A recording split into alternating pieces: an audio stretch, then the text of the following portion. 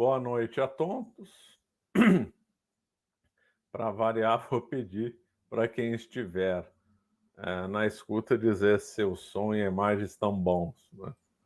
Sempre começo dizendo a mesma coisa, mas não tem jeito. Para a gente testar se está tudo ok. E hoje, né, estou aqui com um vinho branco aqui, um Chardonnay.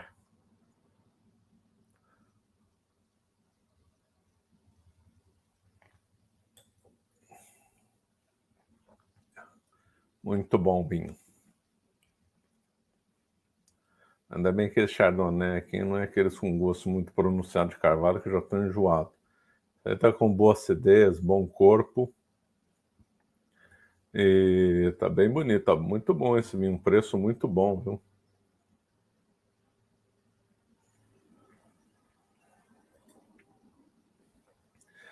Ainda nesse mês, no meu outro canal secundário, eu espero retomar a análise de vinhos e análise de bebidas e tudo. Vamos degustar Tang, né? Degustar Pepsi Cola, comer Cheetos e outras coisas. Bom, antes de ontem, nós vimos então algumas coisas da Segunda Guerra. A Segunda Guerra é um assunto imenso, né?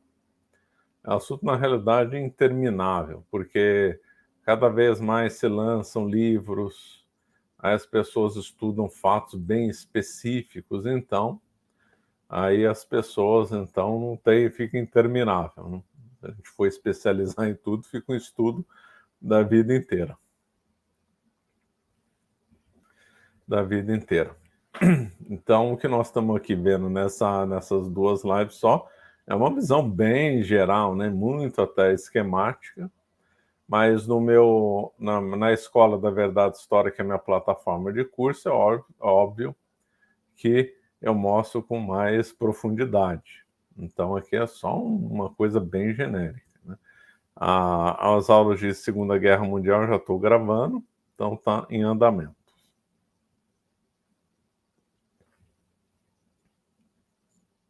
Mais para frente eu comento mais sobre isso. Bom, na aula passada eu falei um pouco, então, das origens, as causas da Segunda Guerra Mundial. Falei um pouco do fascismo, nazismo, invasão da Polônia, o pacto Ribbentrop-Molotov, que os comunistas esquecem que existiu, que foi um pacto de partilha da Europa Oriental. Falei então da invasão da França. Teve a guerra da mentira, que a Inglaterra e a França declararam guerra, não fizeram nada. Aí foi uma coisa desastrosa. Então,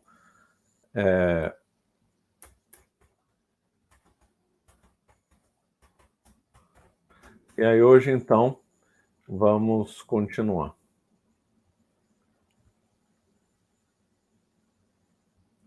Então, aí depois, então, da conquista da França, na realidade, conquista da França, a França assinou a paz, né?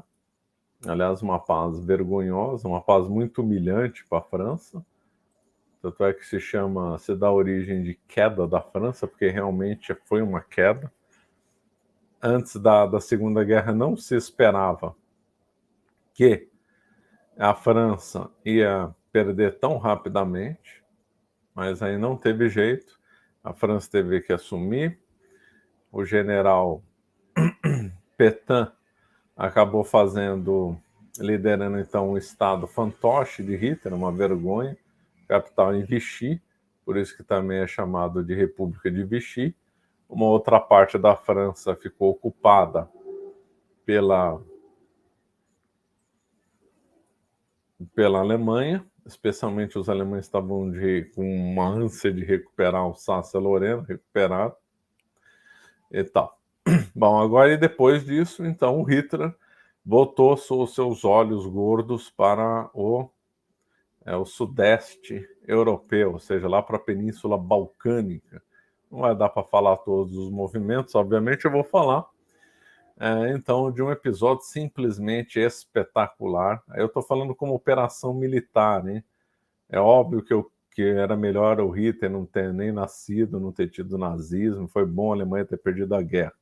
Eu estou analisando como feito militar isolado. Sempre tem uns engraçadinhos que falam, está defendendo a operação militar do Hitler. Não, não estou defendendo, estou analisando isoladamente o fato. Se fosse comunista também que tivesse essa ação, também diria que tinha sido espetacular. Que foi a conquista de Belgrado, pelo oficial Klingenberg. Então, ele era um oficial. A Alemanha, obviamente, tinha o objetivo de conquistar Belgrado, só que esse Klingenberg fez uma coisa realmente impressionante. Ele mais 7 ou 8 homens, eram 8, né? Eram 8, um ficou para trás, então foi 7, é isso daí.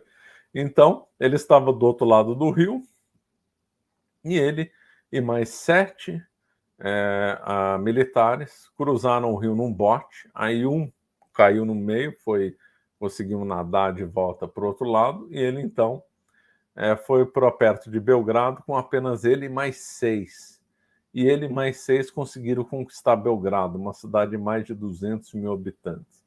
Foi um feito simplesmente impressionante. Tem um livro que conta essa história, né, mais em detalhes.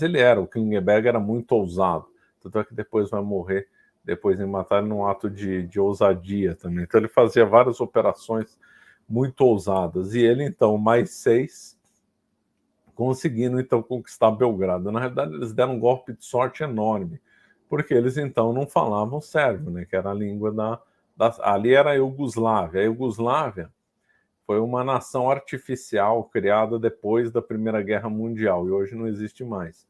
A Iugoslávia então reunia Eslovênia, Bósnia e Herzegovina, Croácia, Sérvia, Montenegro e Macedônia, exatamente. Então, Belgrado fica na Sérvia. Então, fala sérvio até hoje lá, óbvio, né? Então, eles não sabiam falar a língua do local, sérvio. Então, como então conquistar a cidade? Por sorte, eles encontraram um alemão que estava embriagado, não, olha a história, que o alemão que estava embriagado e que sabia falar sérvio. Então, o alemão foi usado como tradutor. E aí, num golpe de sorte, de blefe, o Klingenberg foi capturando os iugoslavos, né, os sérvios, como preferidos, iugoslavos, era iugoslavo, foram capturando os iugoslavos, conseguiu pegar um ônibus lotando de prisioneiros, alegando que a invasão era iminente, e não era iminente, era dali uns 2 dias. Por sorte, uns aviões estavam cruzando lá o céu de Belgrado, ele falou, olha, estão vindo já vai ter bombardeio aéreo daqui a pouco. O pessoal foi se entregando, ele chegou na prefeitura de Belgrado, e na maior cara de pau, num blefe enorme, ele chegou para o prefeito, entregue a cidade, que o ataque é iminente, vamos poupar vidas. E o prefeito acreditou nessa conversa, entregou a cidade, e a cidade se rendeu para 7 pessoas lideradas por Klingenberg, realmente impressionante. Ele baixou a bandeira iugoslávia e colocou a bandeira nazista na praça central de Belgrado. Lógico que eu resumi bastante, mas esse fato realmente é realmente impressionante. Os alemães que dali depois chegaram em Belgrado ficaram surpresos quando a cidade já estava sob domínio alemão. No começo, os superiores de Klingenberg reclamaram, quiseram punir, mas depois aí viram como a coisa tinha sido genial, ele foi premiado, virou notícia nos principais jornais alemães, foi tratado como herói, é realmente assim um fato notável. Então, mas toda a polêmica que envolve o domínio alemão nos Balcãs não é se a Alemanha conseguir dominar ou não, porque é óbvio que ela conseguir. Foi sim se isso teria atrasado a Operação Barbarossa ou não. Não, essa é uma conversa que sempre houve. Então, isso daí teria dificultado as ações alemãs na União Soviética por causa do atraso nos Balcãs, né? Então, essa é uma discussão que nós não vamos entrar. Então, aí depois de conquistados os Balcãs, também os italianos levaram uma surra no começo lá na Grécia. Aí o Churchill era um bom frasista, né? Ele fez uma frase bonita lá de homenagem aos gregos, que os heróis lutam como os gregos, né? Um elogio bem bonito. E de fato os gregos foram muito valentes ali contra os italianos, mas depois caiu tudo, né? E aí, então, depois de controlados os Balcãs, a França neutralizada, a Inglaterra sobre os ataques dos submarinos na marinha mercante, né, os submarinos alemães, sob o comando de Donitz, eles atacavam os navios da marinha mercante na estratégia chamada de Alcateia, que era um ataque conjunto de submarinos. Os submarinos naquela época, obviamente, não eram tão desenvolvidos como de hoje. Eles tinham vários problemas técnicos, não podiam ficar submersos muito tempo, tinham que atacar na linha da superfície. Esse era o momento mais perigoso, que podia ter um contra-ataque dos navios, né? Mas, de qualquer forma, no começo da guerra, foi extremamente eficiente. Depois a Inglaterra acabou aprendendo, se defendendo, também com o desenvolvimento do sonar, e o famosíssimo quebra, né, da linha da máquina Enigma alemã, feita pelo Turing. Então, tudo isso acabou com a estratégia alemã. Então, a estratégia alemã funcionou bem no começo, mas depois os submarinos de caçador viraram caça. A maior quantidade de mortos em porcentagem do exército alemão, não em número absoluto, foi no setor dos submarinos, né, na área dos submarinos. Mas esse Donitz era extremamente inteligente, pena que estava, né, do lado nazista. Então, aí depois de tudo isso, o Hitler, resolveu, executar aquela que foi a maior operação militar da história da humanidade, indiscutivelmente, com 4 milhões de soldados. Muitos dizem que foi uma guerra dentro de uma guerra, tal volume que envolveu a Operação Barbarossa. Então, o Hitler, partiu para a invasão da União Soviética, 1941. Nessa invasão, eles poderiam argumentar, o Stalin não ficou sabendo, como é que eles ficaram? Sim. Houve vários avisos com o Stalin, mais de 20 avisos. Alguns emissários, inclusive o Stalin mandou matar, né? Ele simplesmente não acreditava. Aí tem dois comentários sobre isso. Um, que dizem que não apresentaram um plano efetivo para ele, por isso que o Stalin não teria acreditado. Outra explicação é que o Stalin estava muito confortável e acreditava que o Hitler não ia rasgar o pacto Ribbentrop-Molotov. Eu acredito nessa primeira versão, porque se está tendo muito aviso, gente, inclusive houve aviso até do Serviço Secreto americano. Então, se houve o aviso do secreto americano, é porque tinha coisa, né? Então, na realidade, o Stalin errou feio nessa história. Quanto que ele ficou deprimido, né?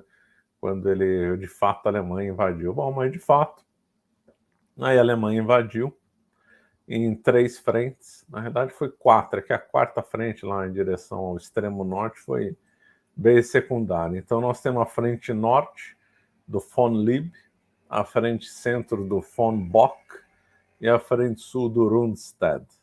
A frente norte visava Leningrado, né, e operações bem ali no norte da Rússia, e de fato cercaram Leningrado. Leningrado é São Petersburgo, né? A cidade teve 3 nomes: Petrogrado, São Petersburgo e Leningrado. Na ocasião, chamava Leningrado. Depois da queda da União Soviética, voltou o nome antigo São Petersburgo. No tempo da Revolução Russa, era Petrogrado. Então, é a mesma cidade, Petrogrado, Leningrado, São Petersburgo. Lembrando que na ocasião da Revolução Russa, Petrogrado foi o grande centro da Revolução, não foi Moscou, foi Petrogrado, porque lá era o grande centro industrial, era a sede do governo. Então, o foco principal da Revolução foi Petrogrado.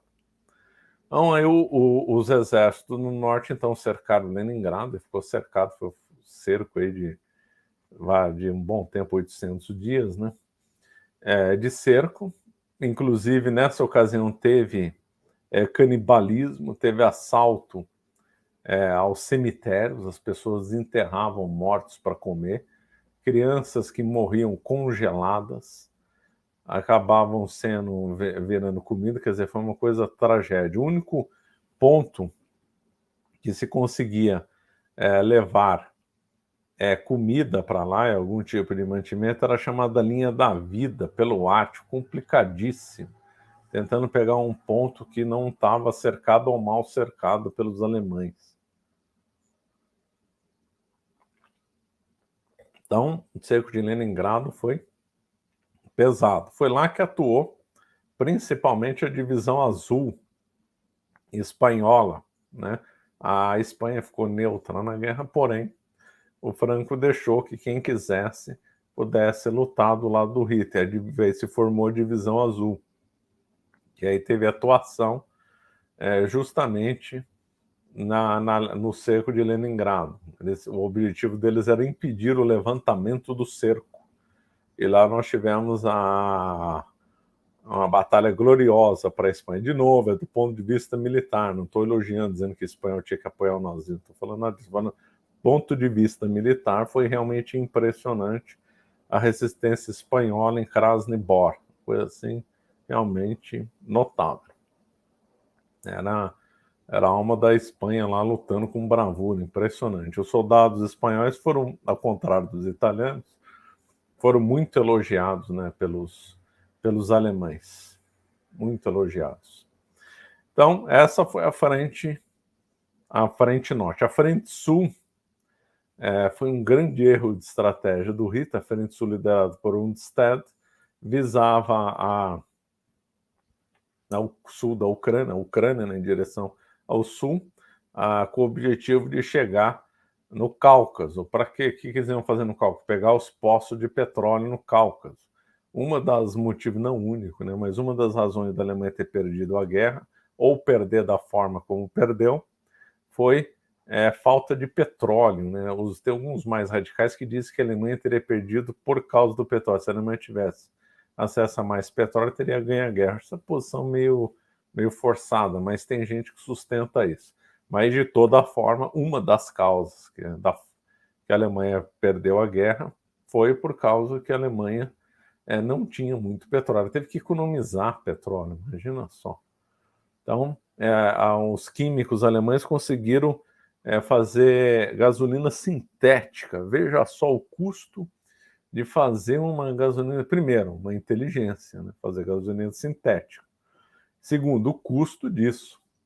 Então, a falta de combustível foi uma limitação muito séria para a Alemanha. A Alemanha tinha que economizar voos, tiveram que usar cavalo para transportar pessoas e equipamentos. Na retaguarda da Operação Barbarossa, eles usaram mais de 700 mil cavalos. Então toda forma tiveram que usar vários meios para economizar combustível. Então, o objetivo no Cáucaso era muito importante. Quem dava combustível para a Alemanha era a Romênia, que nessa altura o campeonato já estava ocupado, já tinha se aliado e tal, já tinha até o general romeno lutando com eles e tal. Então, a região sul, esse era o objetivo. Porém, aí o Hitler fez um monte de burrada, né? E essa talvez foi a maior burrada da guerra, que foi querer conquistar Stalingrado, que não era um objetivo estratégico.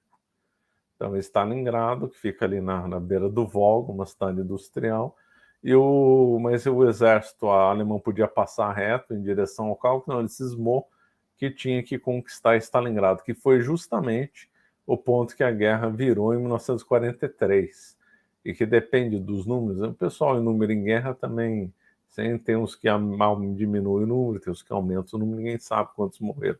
Mas muitos dizem que foi a batalha mais sangrenta da história.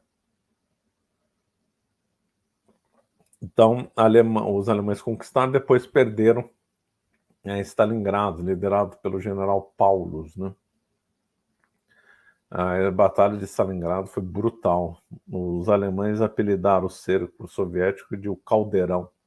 Wessel, né, se não me engano em alemão.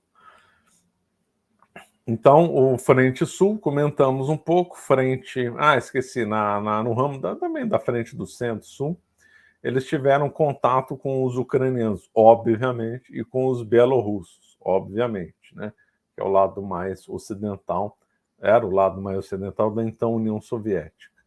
Os ucranianos e os belorussos receberam os alemães como libertadores. Foi recebido com flores, como libertadores, impressionante.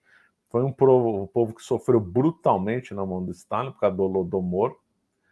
Lembrando que o Holodomor oculta outros massacres. Por exemplo, teve massacre no Cazaquistão, pouco comentado. Também teve massacres na Bielorrússia, também pouco comentado. Também teve deportações e massacres no Cáucaso, também pouco comentado. Aquele que era verdadeiro sádico, né? Não era o Beria, era antes do Beria, o Yagoda, né? Não, mas eu acho que nesse caso foi o Beria. O Beria, ele fazia relatórios de quantos tinham morrido lá no Cáucaso e comemorando, olha, matamos tanto, tal, enviava os relatórios para Moscou. Mas é uma coisa completamente brutal, né? Então, esse povo, os ucranianos e belorussos, eles odiavam o Stalin. Então, os alemães foram recebidos como libertadores. E o que os alemães fizeram? Em vez de fazer aliança com eles, recrutar os jovens, montar um exército de ucranianos e belorussos, não. Eles quiseram escravizar os ucranianos e belorussos, passaram a serem maltratados. Foi a tropa da retaguarda nazista que resolveu fazer um monte de massacre. Teve o massacre de vários judeus na Ucrânia. Eles simplesmente entravam nas vilas ucranianas, identificavam os judeus e matava todo mundo. E os que não eram mortos, obviamente, eram levados para campo de concentração ou em trabalho forçado nas empresas, nas fábricas. Então, foi brutal. E aí, os ucranianos, em vez de serem simpatizantes dos alemães, passaram a odiá-los também. Então, muito triste para esse povo. Sofreram na mão do Stalin, depois sofreram na mão do Hitler. E o general von Manstein disse que esse foi um grande erro e que, segundo as contas deles, poderiam, se tivesse feito uma política boa com a Ucrânia, teriam podido arrecadar aí quase 1 milhão de soldados. Imagina só. Uma tragédia aí para a Ucrânia, né? E um grande erro estratégico para o Hitler. E aí a frente do centro foi em direção a Moscou, com o objetivo de conquistar a cidade. Só que aí uma série de entraves, né? Em todo esse contexto, aí depois vai entrar o general Lama e o general Inverno. O general Lama é a Rasputitsa, né? Quando fica se transforma tudo numa lama lá na região da Ucrânia, Bielorrússia, e não tem como andar, ou anda com muita dificuldade. Tem fotos de tanque de guerra atolado, cavalo que não conseguia andar na lama. Rasputitsa lá é brutal. Rasputitsa tem todo ano, obviamente, até atrasou as operações de guerra ali agora na guerra da Ucrânia e da Rússia contra a Ucrânia, né? E aí depois da Rasputitsa vem o outro general, o general Inverno. Pegavam temperaturas de mais baixo que -30. O Inverno foi tão brutal que para ligar o motor do tanque tinha que fazer uma fogueira embaixo dele, de tão frio que era. Coisa assim brutal. Então, os generais, né, que escreveram falaram: os nossos problemas começaram em Moscou, né, a chamada Batalha de Moscou. E foi um momento de maior extensão dos alemães. Foi quando eles não chegaram a fazer um cerco, fizeram um meio cerco a Moscou, a uns quantos quilômetros? Uns 20 a 30 quilômetros de Moscou. De binóculo dava para ver as torres do Kremlin, foi o máximo que eles chegaram. E aí, sorte do Stalin e azar do Hitler, um espião lá no Japão, que era como é que ele chamava o espião? era um espião, era alemão, ele se fez passar ele era alemão, mas se fez passar, obviamente, como o Japão e a Alemanha tinham um tratado, né, de cooperação e de aliança, e ele trabalhava aí, então, ele era mistura de jornalista, contato com a diplomacia, tudo, então ele se apresentava como um legítimo nazista, só que ele não era. Ele era um espião do Stalin, e ele passou segredos, vários segredos, para o Stalin, o principal dizendo que o Japão não ia atacar de jeito nenhum a União Soviética. Então aí o Stalin retirou os soldados que estavam no extremo leste, né, região de Vladivostok, e levou esses soldados de Vladivostok para Moscou, porque lá tem o trem, né, tem a Transiberiana. E aí então ele conseguiu trazer um monte de soldados para ajudar a defesa de Moscou.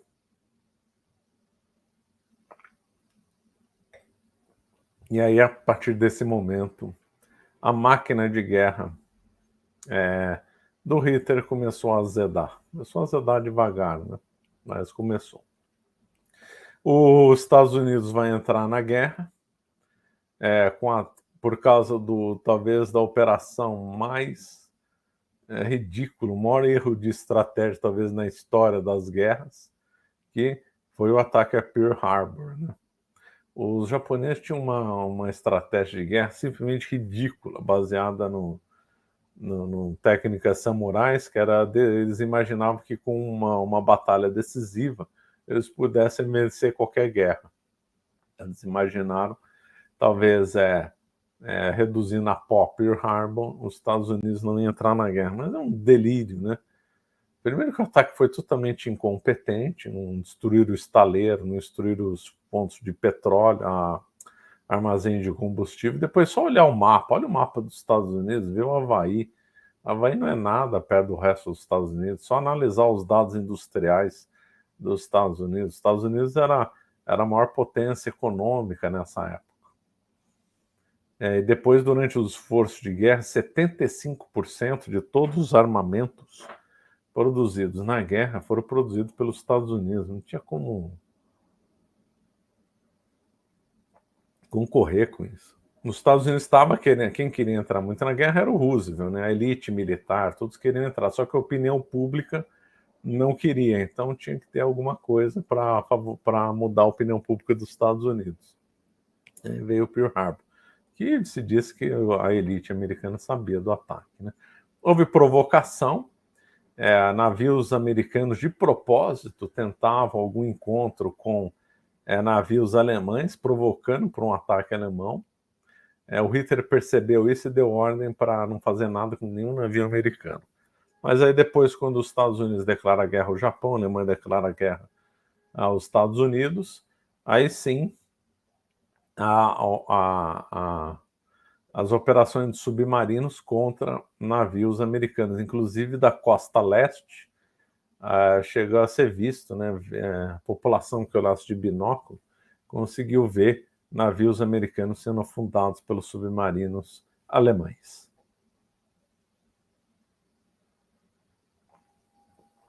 E aí o Brasil, aliado dos Estados Unidos, também declara guerra à Alemanha. Vai ter a FEB, né, Força Expedicionária Brasileira, não vai dar tempo de comentar isso agora. Foi uma expedição honrada. O Brasil cumpriu com todos os objetivos, teve grandes momentos de heroísmo, não era uma força armada racista, voltou com honra, voltou vitorioso para o Brasil. E é uma coisa assim, chega a ser uma coisa de psiquiátrica, né? Nem mais de estudo de história, uma coisa psiquiátrica. É a análise de historiadores sobre a participação do Brasil, não todos, né? Participação do Brasil na Segunda Guerra, tudo com o intuito de debochar do Brasil, tentar diminuir umas coisas contra os fatos, contra a realidade. A participação do Brasil na Segunda Guerra foi de fato honrada, e o Brasil cumpriu com todos os objetivos, uma divisão inteira alemã se rendeu para os brasileiros. Então, não podemos aí criticar, mas sim elogiar e admirar os feitos dos brasileiros. Mas isso não vai dar para comentar hoje. Bom, então voltando ao fio da meada, Então, aí, quando os Estados Unidos entrou na guerra, aí complicou, né? Os Estados Unidos liberou uma ajuda para a União Soviética chamada Lend-Lease, no valor atualizado de 150 bilhões de dólares. Não em linha de crédito, não era assim uma linha, olha, se vira aí para comprar equipamento militar no mercado. Não. Os equipamentos militares foram entregues em território soviético. Então, os soviéticos receberam de presente 500 mil caminhões Studebakers, entregues pela Rota da Pérsia. Receberam locomotiva, receberam um navio-tanque lá no Ártico, receberam tanques de guerra, peças sobressalentes para tanque de guerra, 4 milhões de botas, uniformes, tudo que os soviéticos precisavam, os americanos entregaram. Foi tanto equipamento, mas tanto equipamento, que depois da guerra sobrou. Na Guerra da Coreia, que os norte-coreanos usaram equipamento soviético, e os americanos lutaram nessa guerra do lado do sul, obviamente, equipamentos americanos mataram americanos na Guerra da Coreia, né? Então, essa ajuda americana à União Soviética foi combatida lá nos Estados Unidos, provavelmente pelo Truman, né? O Truman, então vice-presidente do Roosevelt, combateu, falando: não tem sentido ajudar a União Soviética. A União Soviética também é nosso adversário, nosso inimigo. Então, o objetivo dessa linha seria não atacar os nazistas, a Alemanha, mas não fornecer ajuda à União Soviética. Os Estados Unidos enfrentariam a Alemanha por oeste, obviamente, e deixariam os alemães e os soviéticos lutando. Essa ajuda aí foi decisiva para a vitória soviética. Imagina só, 150 bilhões de dólares aqui, que a União Soviética nunca pagou um centavo depois. Foi doação pura e simples.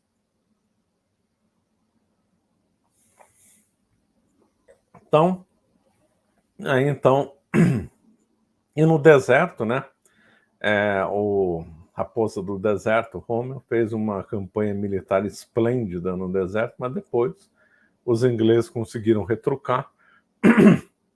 E no norte da África tem a Batalha de El Alamein, que foi decisiva no norte da África. E na mesma ocasião, os soviéticos vencem em Stalingrado, dando a virada definitiva na guerra. A guerra tem 3 fases, normalmente. Normalmente se divide em 3 fases. 39 a 41, grande avanço alemão, amplo domínio alemão. Depois 41, 43, época que a máquina alemã é travada, a guerra fica, não sabe se vai para lá ou para cá, onde tem os impasses, e depois de 43, 45, quando aí então fica claro que a Alemanha ia perder, que seria uma questão de tempo a vitória dos aliados, né?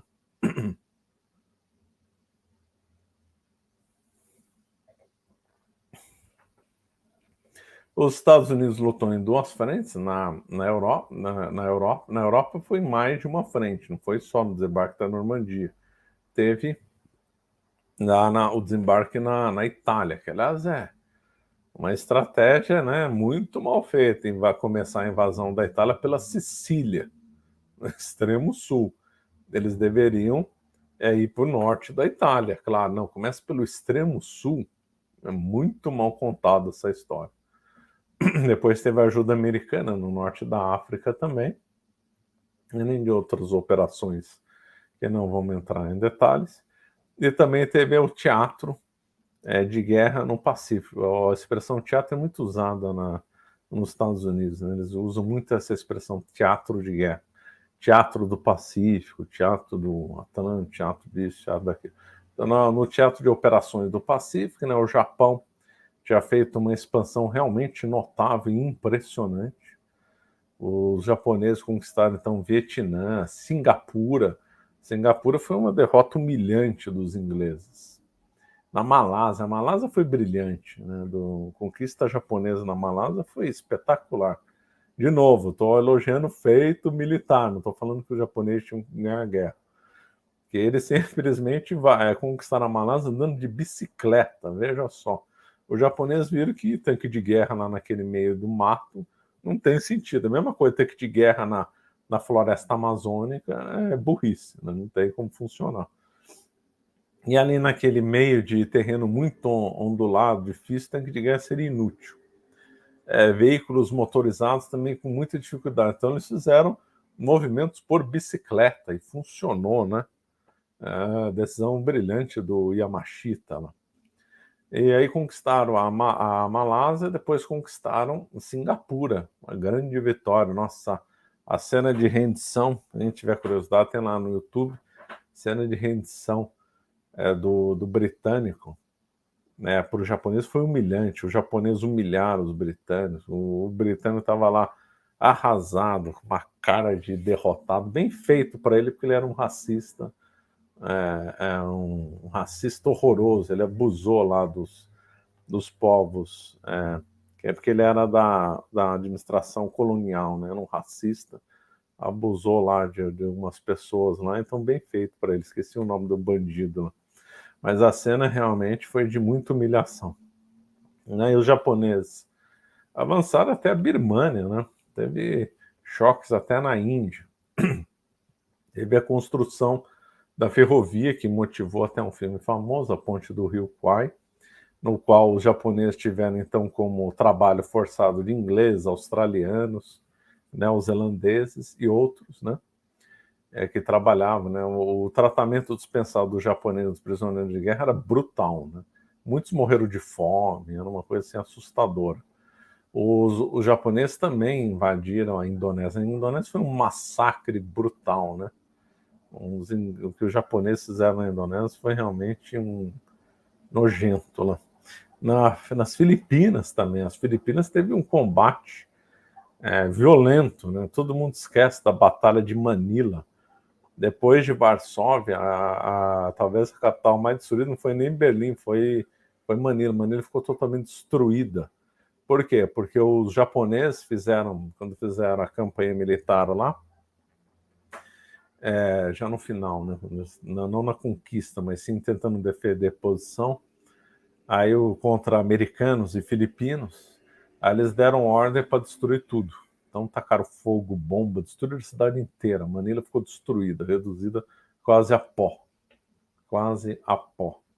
Um massacre lá em Manila. Hoje esquecido, né? Muita coisa na guerra esquecido. Massacre na Indonésia, tratamento de soldados no Sudeste Asiático, a conquista de Timor, né, que era português, também foi um massacre feito pela uma linha do exército japonês chamado Colunas Negras, e ali tem um momento de honra do Corte Real, um timorense herói, né, que lutou bravamente contra os japoneses, mas foi depois massacrado por eles e morreu abraçado à bandeira de Portugal. Foi tido como herói pelos portugueses merecidamente, né? Então, Batalha de Manila. Os kamikazes, né? O kamikaze de fato existiu. O kamikaze é uma história bem complexa. É lógico que é errado você pegar um avião lá e matar, mas tem todo um ritual lá impressionante. Então, os aviões kamikaze eram parafusados e eram colocados flores nas asas dos aviões. Aquilo lá era encarado pelos japoneses como uma espécie de urna funerária. E aí todo mundo saia correndo junto com os aviões dos kamikazes, né? Todos os kamikazes eram tidos como heróis. E aí eles miravam, eram homens-bombas em direção aos navios. A estratégia de guerra japonesa no Pacífico era de chorar, né? O pessoal ruim de estratégia. O japonês era um excelente soldado, poucos oficiais bons. A exceção foi o Yamashita, né? O resto ali, olha, um pior que o outro. O Tojo, vários erros, né? Yamamoto e tal. Então, no Batalha de Midway foi uma derrota. E eles já foram perdendo tudo. Batalha do Golfo de Leyte, tudo. Não vou entrar em detalhe. Aí até que os japoneses entraram em colapso, né? Eles tinham ocupação na uma parte da China, Coreia, e montaram um estado fantoche chamado Manchukuo. onde seria a Manchúria chinesa. E lá o que eles abusaram dos chineses, também mataram, massacraram. Teve um massacre de Nanquim, fizeram experiências com arma biológica, infectando insetos e jogando na população esses insetos para matar. É uma coisa assim assustadora, né?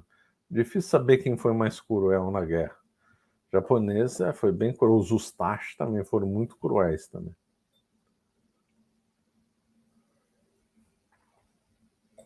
E aí então, o Japão começou a perder, a Alemanha, voltando no teatro europeu, foi perdendo. Quando chegou o desembarque o dia D, né, na Normandia, que foi também uma coisa, uma carnificina, né, porque perdeu-se a Segunda Guerra. Na Segunda Guerra perdeu-se totalmente os limites da moral, de honra no combate, tudo. Imagina só, era uma questão que não podia, pela moral, matar ou atirar, não matar, atirar em paraquedista, porque ele está numa posição ruim. Tem que, pela lealdade, ele tem que esperar o paraquedista ficar no chão para começar a ter uma disputa. Os alemães ignoraram, já começavam a metralhar paraquedista no ar, né? Então, o desembarque da Normandia foi uma coisa assim brutal. Mas aí, quando então houve o desembarque na costa da Normandia, acabou, né? Abriram cabeça de ponte, começaram a conquistar e era questão de tempo, né? Questão de tempo. E impressionante, os alemães tinham um enclave lá no... Porque os submarinos, eles tinham os como é que chama o lugar do submarino? Não é, tem um nome específico, que é um túnel, né, cavado na rocha, que ele tem um nome, isso aí me deu um branco agora.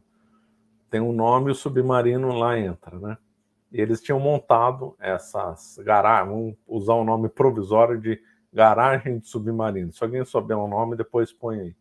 Essas garagens de submarino, muitas delas cavadas na rocha ou com concreto, ficavam na costa ocidental da França. Quando os aliados então invadiram a França, teve núcleos de resistência lá que só se renderam no final da guerra. Impressionante. Resistência heróica dos alemães lá, regiões como La Rochelle e outros tiveram uma resistência heróica lá. Também teve uma resistência heróica dos alemães na região da Prússia Oriental, que simplesmente não conseguiram vencer, e só quando a Alemanha se rendeu, quando caiu Berlim, que aí eles se renderam. Impressionante. Então aí foram batalhas atrás de batalhas, né? Os generais principais da União Soviética fizeram então um bom trabalho, né? Depois a União Soviética conseguiu aprender como evitar então a Blitzkrieg, e aí os dois principais generais, o Zhukov e o Konev, então fizeram lá o trabalho. Teve outros, óbvio, né? Mas eles foram os dois principais. O principal, na realidade, foi o Zhukov, o outro, depois vem o Konev, né? O principal de todos, que depois o Stalin até ficou com uma certa rixa com ele. Alguém pudesse falar que o Stalin podia até mandar matar o Zhukov, porque o Zhukov apareceu demais, foi o grande herói. O Zhukov teve um momento de brilho no desfile da Vitória em 1945. Ele desfilou lá na Praça Vermelha com um cavalo branco e o Stalin não teria gostado. De fato, eu acho que o Zhukov correu risco de vida por causa disso. O Stalin ficou enciumado, exatamente essa palavra, enciumado. Então o Zhukov era o número 1, depois vem o Konev. Os dois então chegaram em Berlim. O Hitler ficou lá no bunker. Hitler saiu completamente fora da realidade. Tava ele, tinha um monte de gente, mas o principal que estava do lado dele era o Goebbels. O Goebbels era viciado em astrologia, né? Então ele, consultando os dados, dizia que a vitória era possível, e o Hitler acreditava nisso. Então, avançando bastante. Aí depois, quando viu que não tinha nada, o Hitler então se casou com Eva Braun, eles se mataram. O Goebbels e a esposa dele, chamava Magna, né? matar os próprios filhos, uma coisa assim realmente chocante. Mataram 5 filhos e depois se mataram, e aí o Hitler tinha dado ordem para incinerar os corpos, porque o Hitler disse que não queria que o corpo dele fosse servir de triunfo para o Stalin, né? Então, e aí aliás, o dia V é dia 8 de maio, né? Semana que vem, segunda-feira que vem é o dia V. É V-Day, né? Era o dia da vitória, dia 8 de maio. Na União Soviética, um dia depois. Mas aí a guerra continuou no Pacífico e aí nós temos então o evento realmente extremamente controverso, que foi jogar as bombas nucleares no Japão. Primeiro Hiroshima, depois em Nagasaki. Lembrando que Nagasaki era o grande símbolo do catolicismo no Japão, por quê? Porque Nagasaki, no século XVI, chegou a ser jesuíta português, hein? Impressionante. Nagasaki era uma colônia portuguesa. E como é que chamava o senhor lá? O daimyo é senhor em japonês, né? O senhor feudal do extremo sul lá do Japão, que controlava, o daimyo que controlava a região de Nagasaki, doou Nagasaki para os portugueses. E aí os portugueses tiveram uma melhoria na cidade, que era um vilarejo de pescadores, e fizeram um monte de igrejas e tudo. E a rota comercial, né, a rota que ligava Japão ao resto do Império Português era a rota de Macau-Nagasaki, né? Também chamado Carreira do Navio Negro, que eram navios pretos que faziam a rota, né? Então, Nagasaki chegou a ser português, né? Então, e ali, grande símbolo do catolicismo, e a última bomba cai lá. Eu sei que vão falar, mas o objetivo não era jogar bomba em Nagasaki, era em outra cidade que agora esqueci o nome, como o dia estava nublado, aí mudaram o alvo e jogaram em Nagasaki. O fato deles terem escolhido outra cidade, o dia estar nublado, não elimina o fato da bomba ter caído em Nagasaki, e Nagasaki ser um símbolo católico. Eu vi um fulano que até entende bem de Segunda Guerra, que falou essa bobagem, que não tinha sentido falar que negócio católico. Ué, mas o fato é que a bomba caiu em Nagasaki. Se foi acidental, não caiu lá e a cidade era católica. Então, pô, fica usando uns argumentos que, olha, até irritante, viu? Bom, então, e aí caiu em Hiroshima. Hiroshima também era católico. Eu estou dizendo que Nagasaki era mais simbólico que Hiroshima. A Hiroshima morreu mais gente que Nagasaki. Lembrando que talvez o bombardeio convencional em Tóquio tinha matado mais gente do que em Nagasaki e em Hiroshima. Que Hiroshima, obviamente. Hiroshima morreu, mas ninguém sabe os números exatos.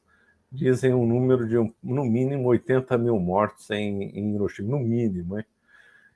Em Tóquio também, chuta-se, uns falam em 100 mil mortos, somando todos os bombardeios convencionais. Por que morria tanta gente em bombardeio lá no Japão? Porque as casas não eram de madeira, usavam materiais leves, né? Então era muito fácil o fogo alastrar.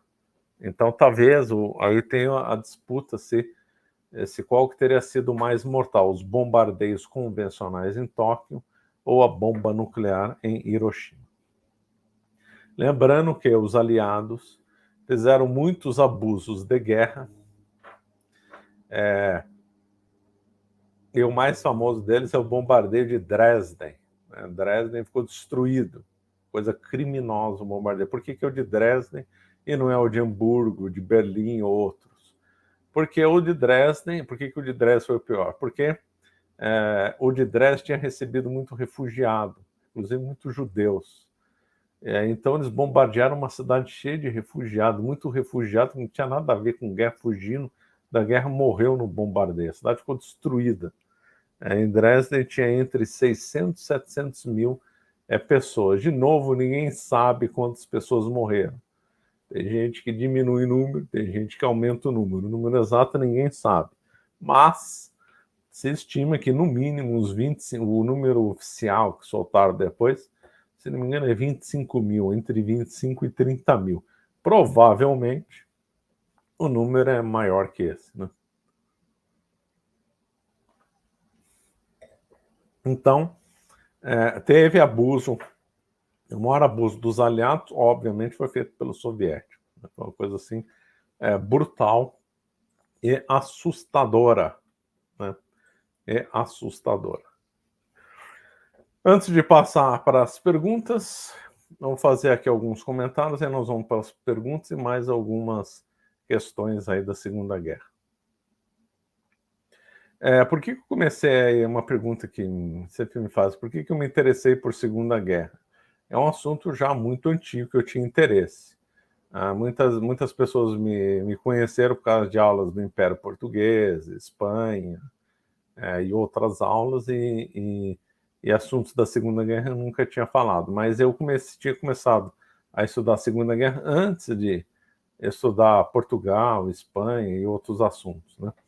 Então é um assunto que interessava desde quando eu tinha 20 e poucos anos. Então é um assunto que sempre, na realidade, me interessou e que depois acabei dando ênfase em outros assuntos, Império Português, história da Espanha, história da Grécia, né, com Paideia e tal, e outros assuntos. Mas a Segunda Guerra sempre foi uma coisa que me interessou.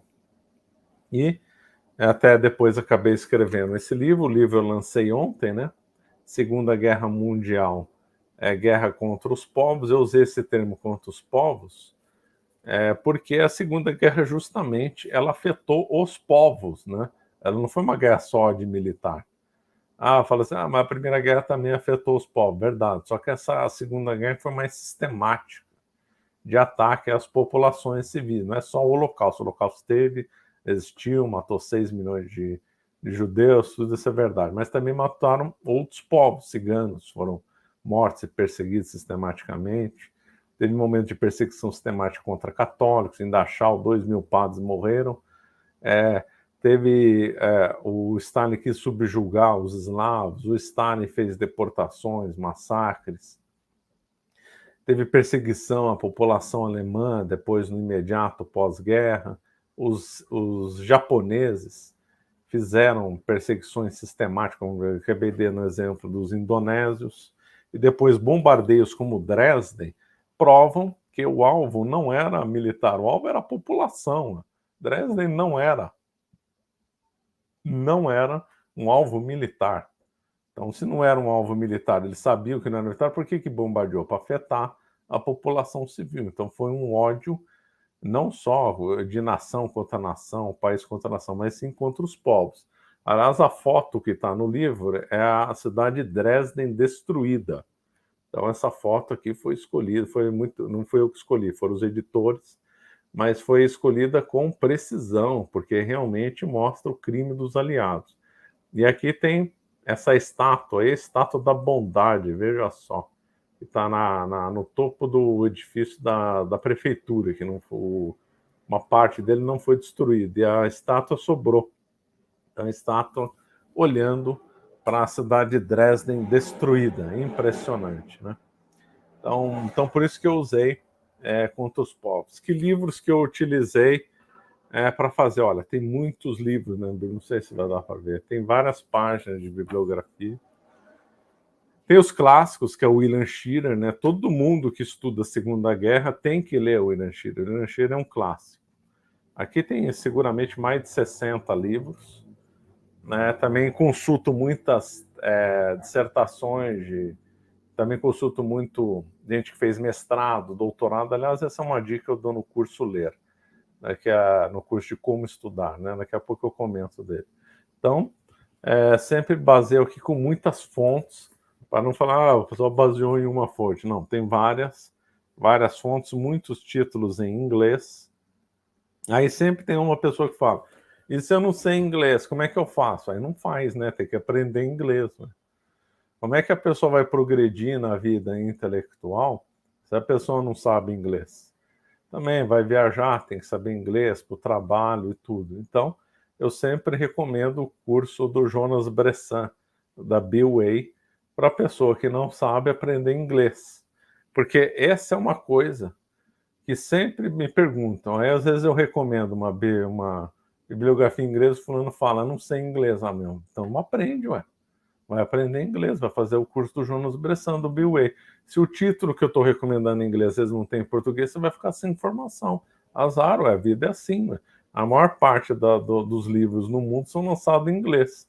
Se a pessoa quer desenvolver uma atividade intelectual, tem que saber inglês. Então vá lá, faça o curso Bill Way do Jonas Bressan, tem vários títulos em inglês, do Snyder, Bloodlands, parece que esse aí foi traduzido para português, mas na dúvida, compre em inglês, que é sempre melhor. Os livros do Lend-Lease estão em inglês.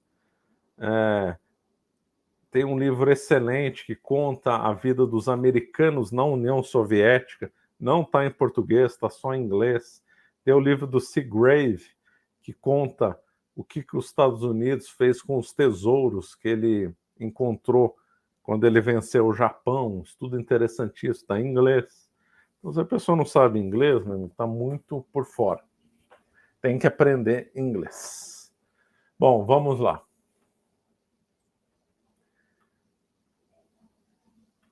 Então, quando eu estudava lá na escola, no colegial, tinha dois problemas. O primeiro problema é aquela índole marxista de ensino. É cansativo, é dose. Que aí foi superado porque eu conheci o professor Orlando e foi dada uma visão de história correta. O outro problema não é só, esse é o maior problema, claro, tem um viés marxista, um viés errado e tal, de análise, mas também tem um outro problema também, que é menor que esse, que é não saber estudar. Então, lá no começo, quando eu tinha 18, 19, eu também não sabia estudar direito. Eu não tinha assim uma coisa sistemática de estudo, né? E aí, com o tempo, eu acabei desenvolvendo um método de estudo que chama método LER, com 3 E's, né? L-E-E-E-R. Então, é ler, é estudar, escrever, ensinar e reter. Inclusive, já o embrião do método, eu apliquei nesse livro aqui, porque nos anos 90 eu tive aula com o professor Orlando e anotei os esquemas da aula e anotei a bibliografia. E aí, então, de posse dos esquemas da aula e da bibliografia, ficou mais fácil escrever o livro, porque eu já estava com esquemas. Os primeiros capítulos do livro foram justamente baseados naqueles esquemas, porque a gente sempre tem que fazer com esquema, e não resumo. Resumo, para essa finalidade, é atraso de vida. Certo, o cérebro funciona e a retenção é melhor com esquemas, né? Então hoje, nessa semana, nós estamos lançando o meu curso História da Segunda Guerra Mundial, que quando a gente fala, a gente sempre expõe melhor que no livro. Então, todo curso, não é só o meu, o curso de todo mundo, é sempre melhor que o livro. Então, o livro não exclui o curso. O livro completa o curso, né? Então, nessa semana, nós estamos lançando o curso de História da Segunda Guerra Mundial. Eu já comecei a gravar segunda-feira, na próxima segunda vou continuar gravando, e aí quem assinar a Escola da Verdade Histórica vai ter acesso a todos os cursos que eu lancei, todos os cursos que eu vou lançar ainda, no prazo de 1 ano, e o que vai incluir a Segunda Guerra Mundial. Então, no momento, eu estou lançando a Segunda Guerra Mundial como parte da Escola da Verdade Histórica, e quem assinar vai ter acesso à história da Segunda Guerra e todos os outros. Quais são todos os outros? É o curso Como Estudar, que eu acabei de comentar, História Geral, desde do Tríplice Pilar, eu também vai ter um curso sobre Tríplice Pilar mais para frente, Impérios Coloniais, que inclui Portugal, História do Brasil, lançado ano passado, História da França, lançado no começo desse ano, Primeira Guerra Mundial, já finalizado, curso da Segunda Guerra Mundial que eu estou lançando, também tem o curso do marxismo, que eu lancei semana passada, não, mês passado, né? Um curso bem interessante, bem prático, com o objetivo apologético contra o marxismo, principalmente baseado nos textos de Marx e Engels, é o marxismo clássico. Então, o curso do marxismo é voltado para os estudos de Marx e Engels, né? E não vai ter só no final alguma coisa de marxismo cultural, mas esse aqui é voltado para o marxismo clássico, hein? é importante conhecer o marxismo clássico. Pessoas, às vezes, estão cometendo um erro grave aqui no Brasil, de só estudar elementos do marxismo dito cultural para debate. Isso aí é um erro. Tem que estudar o marxismo clássico, principalmente que agora está cheio de engraçadinhos de YouTube que estão divulgando as ideias do Marx. Então, estudem o marxismo clássico antes do marxismo cultural. Marxismo clássico é a base de tudo, né? Então, conheça os argumentos, conheça os principais temas do Marx, está lá no meu curso Marxismo. Os próximos cursos serão História dos Estados Unidos, o Tríplice Pilar que eu comentei, Guerra Fria. Guerra Fria é um assunto que eu adoro, eu também estou escrevendo sobre isso, né?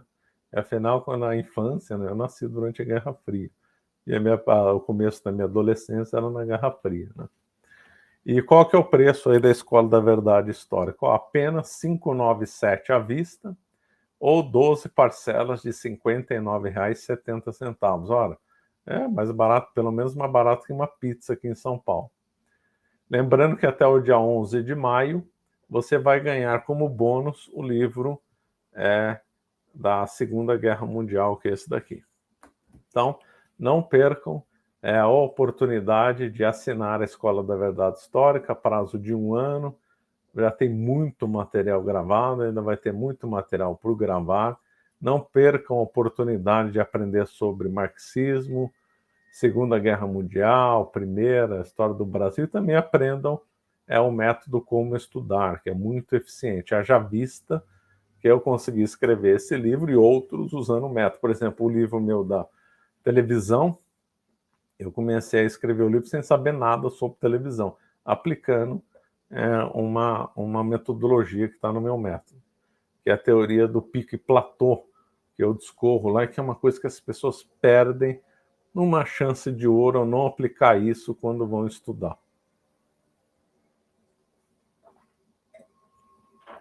Então, sempre tem as pessoas que falam, não estou afim de gastar dinheiro, acho bobagem, e são às vezes as mesmas pessoas que gastam dinheiro em bobagem. Bom, mas cada um faz com o dinheiro o que quiser. E também tem aqueles que, eu prefiro ler livro, estudar, claro, pode. Só que aí a pessoa vai começar, só para montar ter uma visão, começo de visão da Segunda Guerra Mundial, vai ler 30 livros, 40 livros, né? Tem muita gente que acha que lendo um livro resolve. Um livro é só o começo da jornada. Não dá. Você ter uma visão global, vai 30, 40 livros. Eu estou nessa estrada de estudo, vai fazer 30 anos que eu conheço o professor Orlando, que já vai fazer quase 30 anos que eu tenho uma linha, tive várias linhas, né? Numa só, várias linhas de estudo, né? Então não é num fim de semana que a pessoa vai aprender. Então é uma coisa para a vida inteira. E o que eu estou oferecendo aqui é um atalho, né? Quem me conhece, quem já assistiu os cursos, mesmo os meus livros, sabe que eu sou muito objetivo, tenho farta bibliografia, não tenho achismo, eu vou direto ao ponto, não faço enrolação, dou muitos fatos, muitos argumentos, eu não fico enrolando, falando da vida no meio das aulas, né? Eu sou bem objetivo. Então, meu escopo é apresentar para os alunos um atalho, desenvolver o gosto do estudo, aí tal. Temos aí o acompanhamento nas lives de tempos em tempos, que os alunos podem apresentar as dúvidas e tal. Bom, acho que fica tudo claro. Vamos aqui a algumas questões. Gabriel Aguiar, se você ainda estiver aí, muito obrigado por sua contribuição. Adolfo Rodrigues, obrigado aí por sua presença.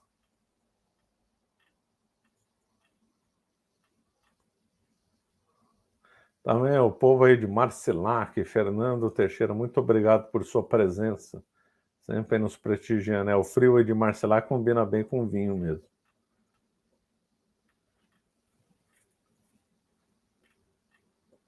Cerveja em pó, nunca ouvi falar. Deve ser um lixo completo, né? Sim, Adolfo Rodrigues, a linha Maginot foi ridícula, foi ignorada pelos alemães. Sim, a Operação Carvalho foi feita para resgatar o Mussolini, não deu tempo de comentar, do ponto de vista militar, foi esplêndido. Coisa um colosso.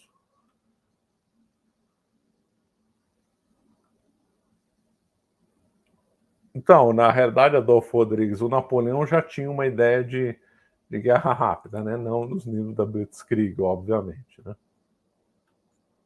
O Napoleão foi um grande gênio militar. E, infelizmente, né, aplicou mal isso.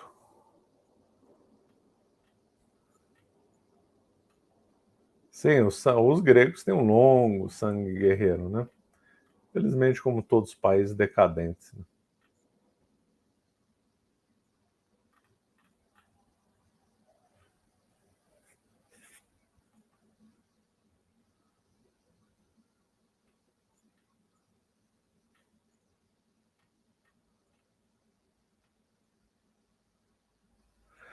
Império Romano. Se a Itália fosse competente na guerra, o eixo poderia ter ganho ou poderia ser do mesmo modo? Ah, acho que não faria diferença. Né? Agora, se ele tivesse o brilho do Império Romano, aí teria sido diferente.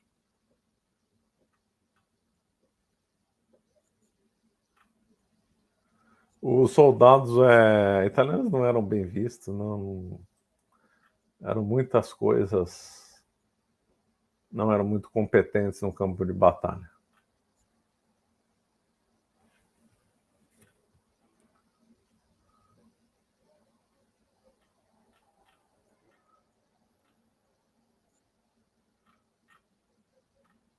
Bom, tem algumas perguntas que fogem à guerra.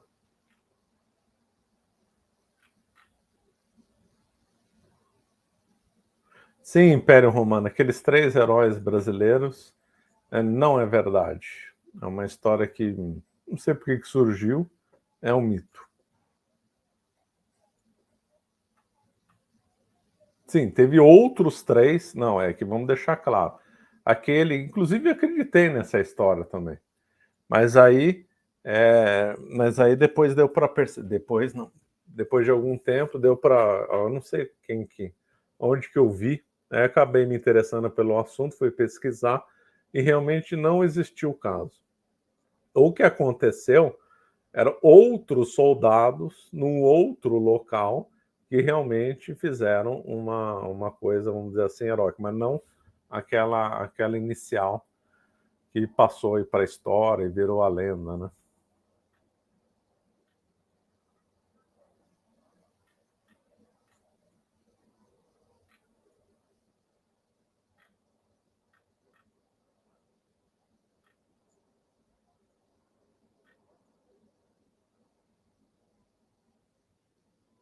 Na guerra Império Romano, quem mais morreu disparado foram os soviéticos, 28 milhões de mortos. Volto a dizer, os números ninguém sabe exatamente. Algum número entre 25 e 30 milhões. O número que se apresenta, né, em várias fontes é 28 milhões.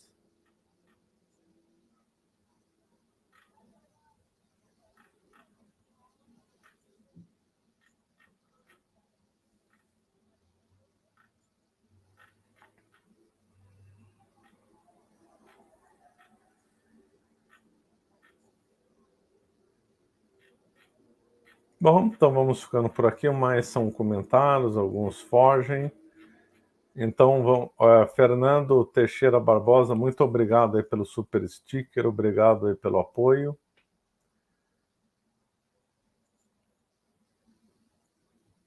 Knight, foge ao assunto, mas como é da atualidade, professor, acha que o Putin pode recorrer a um campo nuclear? Essa é uma pergunta que muita gente está se fazendo, né?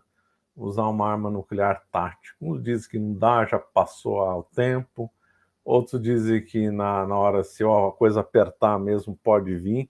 Não sei, não vou dizer nem que sim, nem que não. Acho que é possível. Tem uns que falam que vai ter, tudo chute. Outros tem, uns diz que tem certeza que não vai usar, outros dizem que tem certeza que vai usar. A minha é tudo chute. Eu acho sinceramente que é possível, mas não sei se vai ter, não vai ter, não. Eu acho, muita gente comenta que a guerra acabaria com um golpe de Estado contra o Putin. Que aí a elite, os magnatas russos, alguns militares contentes, cansados, de tudo, vendo que foi tudo um fracasso e deram um golpe nele. Eu acho isso mais provável que bomba nuclear. Mas volto a dizer, não excluo bomba nuclear, né?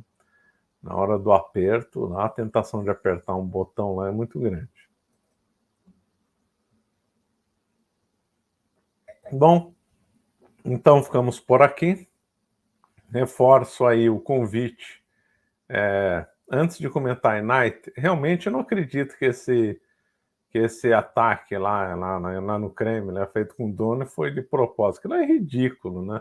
Tá mais com cara de falsa bandeira, obviamente.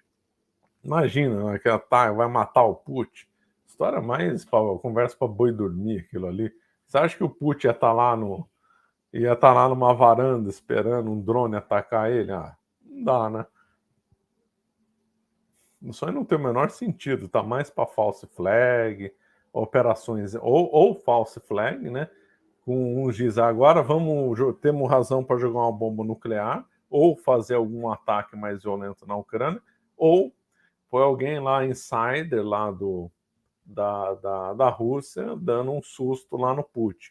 Agora ataque da Ucrânia, aí, acho que ninguém acredita mais nessa história. Então, vamos ficando por aqui. Agradeço aí a presença de todos, agradeço as perguntas, reforço o convite para adquirirem a Escola da Verdade Histórica, que vale muito a pena, com preço convidativo, e até o dia 11, quem assinar a Escola da Verdade Histórica vai ganhar o livro Segunda Guerra Mundial. Então, não percam a oportunidade. Mais uma vez agradecendo aí a todos que são fiéis, todos aqui que nos prestigiam e acreditam no nosso trabalho. Muito obrigado, boa noite.